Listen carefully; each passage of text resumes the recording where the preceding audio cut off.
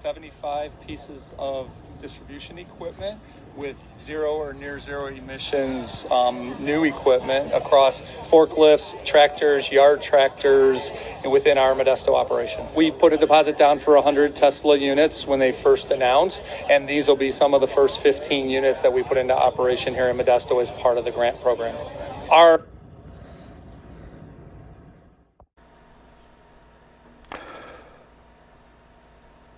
As you can see, we are revisiting the video from 2019 in which the head of the Frito operations in Modesto was describing their state-funded transition to electric vehicles in many different ways.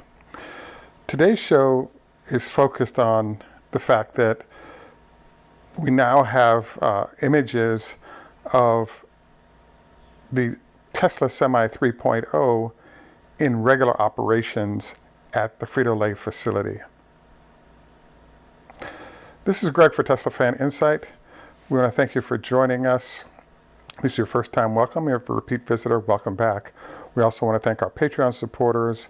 Your support makes the channel viable and is greatly appreciated.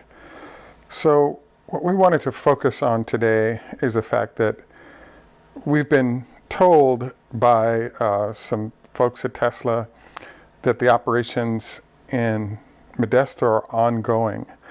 Most of the vehicles, or the vehicles on site, are actually involved in delivery operations that hit stores overnight and then are back to the charging facility again by the morning. So as you've noticed, we really haven't seen any operating photos of these trucks.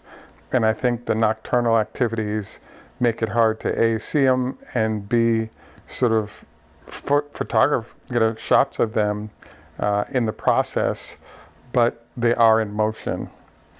So we wanted to review a few things that are going on here that we thought might be worthwhile.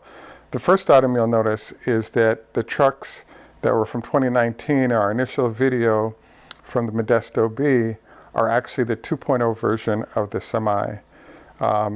If you look at the front of the truck, it's a little flatter and it is white as we transition to the trucks that are the 3.0 version, which are now the primary vehicles that Tesla is putting on display. So, frankly, the only other difference we can deduce is that the 4680 batteries should be running in the newest trucks, the 3.0, whereas we had 2170 batteries running in the 2019 version of the truck. This helps a lot in terms of weight, but there are other innovations that will enhance the capability of this vehicle. The second thing to note here is that we had a conversation with a Pepsi executive who indicated the amount of weight being moved if they had chosen to start with sodas or other liquid products would have been brutal on the trucks. So they're choosing to start with a lighter weight in the form of chips being delivered as a way to sort of get started in the process. So we actually are not seeing the heaviest loads being moved yet in the form of liquid associated with Pepsi's sort of liquid drinking products, if you will, versus their non-drinking products as you're seeing at Frito-Lay.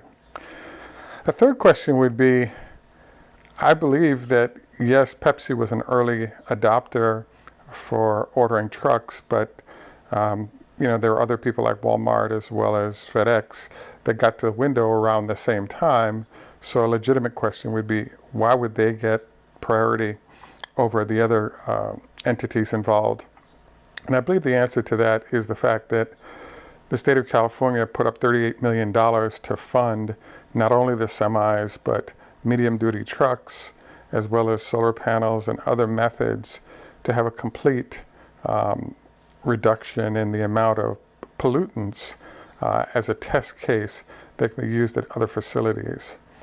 And frankly, it also gives us a lower weight to work with because it seems like freight weight has been one of the biggest challenges of the transition to electric vehicles.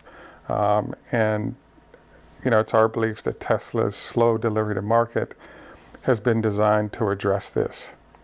The next question that comes up is, when are we going to see some kind of scale production of the Semi? The answer to that is it keeps getting announced that we're about to see it, or it's about to get seen, and then we push back for another 6 months or a year, every year for the last 5. We're now actually getting some trucks out, and Frito has claimed they're going to get their first 15 orders starting in 2019, and finally now in 2022, heading into 2023. Our assessment of why this has been happening is simply, as I just shared, freight weight has been a challenge, and the answer to that, what are we going to do about freight weight question, has not been officially answered by Tesla, but I guess the best answer to any is delivery of some vehicle. Another question that comes up is, why are we looking at only 3 charging facilities if you're going to have 15 trucks? Obviously, you could cycle trucks in and out, perhaps an hour for each one to fully charge. So I suppose that would be an answer. The other thing about this setup is that as soon as this is shown to be viable, we expect that a number of entities that interface with Pepsi as well as Tesla, for example, Walmart, will leverage the lessons learned about how the implementation is going in Modesto to bring the Semi to their facilities, both goods and bads. Now, the final thing that I wanted to focus on here that we're not seeing data on yet is, it's one thing to run a truck or the cab of a truck by itself on the track, as you saw in the second or third video we put on. It's another thing to first put something on the back of it to haul, and then it's another thing to put freight in those trucks to haul. What we've been seeing, based on sort of early data from cars and even the Ford Lightning, is the range, depending on how much weight you're pulling, is being cut in half, that the vehicle can go once you put first a truck and then freight in that truck. So our expectation is the 300 and 500 mile vehicles that Tesla is currently testing and putting with customers will lean towards offering initially a lot lower mileage than expected as they work out the bugs related to this problem that we've been seeing among vehicles of this type. So I'd have to say it's a thrill to see the vehicles finally on the road.